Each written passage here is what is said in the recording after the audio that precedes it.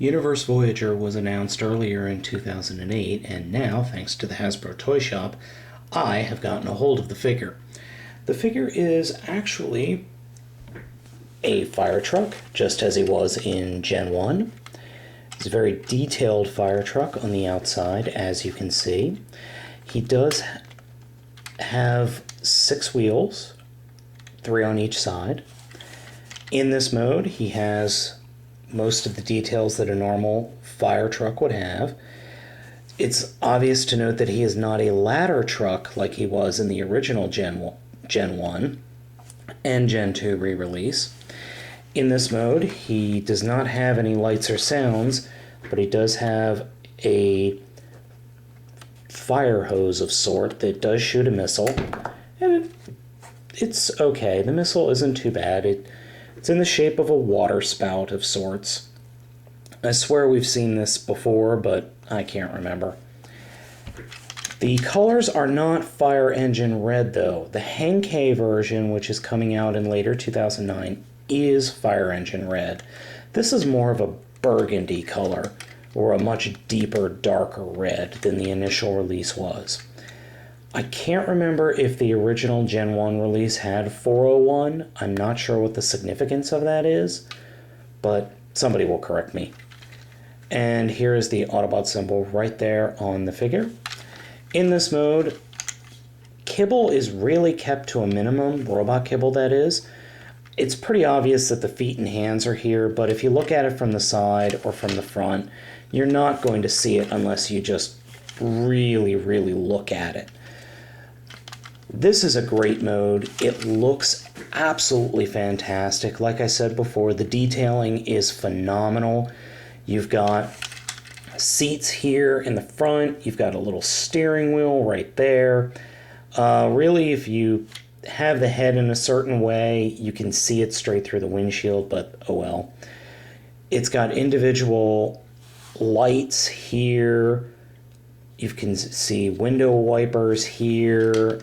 This is where the other firemen would go, here and here. You've got all the dials and whatnot from a real fire truck, a real water-producing fire truck. It just looks phenomenal. One cool little thing based on the transformation is if you rotate these front wheels down, which you have to do for the transformation, he becomes kind of a stationary water truck. Real water trucks, I don't know if they have that or not, but I do know some of them have pylons that come out. So let's go ahead and transform him into his robot mode. We're going to start by completely turning these wheels in like that. Next thing we're going to do is take this whole unit and swivel it 180 degrees around so it points that way.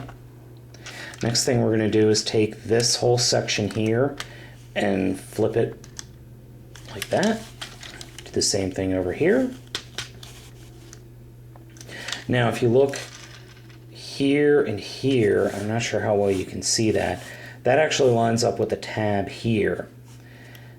And then going down the back of the vehicle, push that in a little bit so that it untabs like that.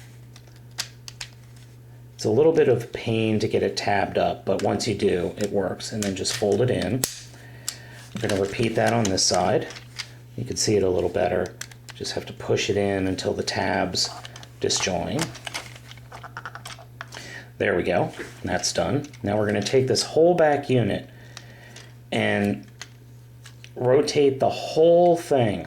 There's a hinge right here where the wheels are. And the wheels will actually rotate up into the figure like that. So there we go. And let me move the camera up a little bit. Next thing, we're going to finish out with the feet. So you'll split the legs apart, rotate the front bumper down, rotate the legs, and flip out the feet. And there we've got the feet formed. Next thing we're going to do is actually take this and just kind of pop it out like that. I'll show you again on this side. Just kind of pop it thusly. And then take this and make like a turkey. Make like you've got a wishbone. Just kind of pull it apart. Now the first thing you're going to do after you pull it apart slightly is just lift, it's a little tight on mine, lift these sections out of the way like butterfly wings, and then rotate them out thusly. Move the camera again, sorry. Next thing we're going to do is take this part and actually rotate that up and under. And then take these and just turn them around like that. And bring them down. Finish off the arms, you just take these panels and rotate them completely. And then just position the hands. Do the same over here. And we're done. Now, for the head, you don't actually flip it out yourself. It's on a spring. And you take this light and you pull it towards you. And that auto-rotates the head. Then you take this piece, which I really don't know what it's there for other than just to clean up the robot mode. Just rotate it up. And it doesn't snap into place, but it fits nicely. And this fits right under where the head panel is. Prevents the head panel from rotating back. And here we have Universe Voyager Inferno. One of the best releases in the line, in my humble opinion. I found this figure to be absolutely fantastic. As you can see, he retains the same color scheme. He does show a little bit more of black and brown. Black there, and then brown around the legs. And the feet look like they have hoses in them as well, or hydraulics. I mean, it just looks really, really good. The back of the figure, I mean, you don't normally see the back, but it's impressive. Something of note on this figure that I've never seen before on these, or haven't seen a lot of, a waist joint. I haven't seen this in figures lately. It's surprising. I was honestly surprised when I first found out, or just was playing with it. It has a waist joint. That was neat. That was very, very cool. And you could just get it to stop being so twisty by just spreading the legs a little bit.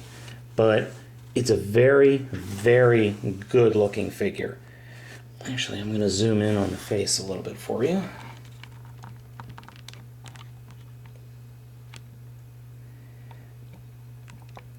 It's very G1-esque. Now, the face doesn't so much look like G1, but it is an absolutely fantastic figure.